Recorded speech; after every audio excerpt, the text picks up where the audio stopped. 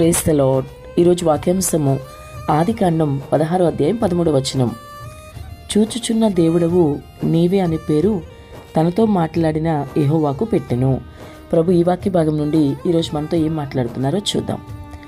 చూచుచున్న దేవుడవు నీవే అనే పేరు తనతో మాట్లాడిన యెహోవాకు పెట్టెను అని వాక్యం ఎంతో వివరంగా సెలవిస్తోంది.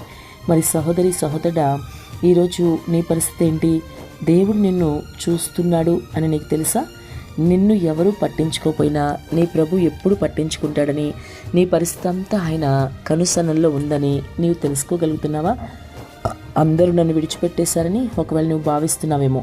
ఎవరు నీ వైపు చూడడం లేదే అని బాధపడుతూ దిగులు పడుతూ ఉన్నావేమో.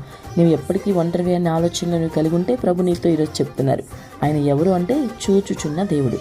కాబట్టి ఎల్రోయి, చూచుచున్న దేవుడు. కాబట్టి నీ పరిస్థితి అంతా చూస్తున్నాడు. కాబట్టి నీ పరిస్థితులు మార్చగల సమర్థుడని నువ్వు గమనించాలి. ఈ లోకంలో ఎవ్వరు నీ చేయి విడిచిపెట్టినా ప్రభు అయితే నీ చేయి విడిచిపెట్టడు. ఎవ్వరు నిన్ను పట్టించుకున్నా పట్టించుకోకపోయినా ప్రభు దృష్టి నీ మీద ఉంచుతాడు. నీ పరిస్థితి అంతా చూస్తూ ఉన్నాడు. కాబట్టి నాకెవరూ లేరు, మరి ఎవరు నన్ను పట్టించుకోవట్లేదు, నన్ను గమనించేవాళ్ళు, నన్ను చూచేవాళ్ళు ఎవరు లేదని నువ్వు బాధపడుతున్నా మరి ఇక్కడి నుంచి ఆ బాధ విడిచిపెట్టు. ప్రభువు ఆయన కనుదృష్టి నీ మీదే ఉంచారు, నిన్ను చూస్తూ ఉన్నారు. నీ ప్రతి పరిస్థితి ఆయనకు తెలుసు. కాబట్టి నీ ప్రతి వ్యతిరేక పరిస్థితిని అనుకూలంగా మార్చబోతున్నాడు. నీ ప్రతి దానిలో కూడా విజయం ఆయన ఇవ్వబోతున్నాడు.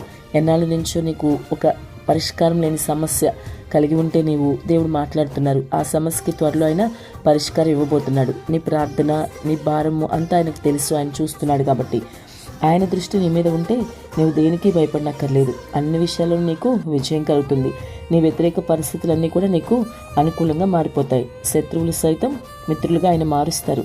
ఆయన్ని బట్టి నీకు ఒక గొప్ప నిశ్చయత, భరోసా కలిగి జీవించు.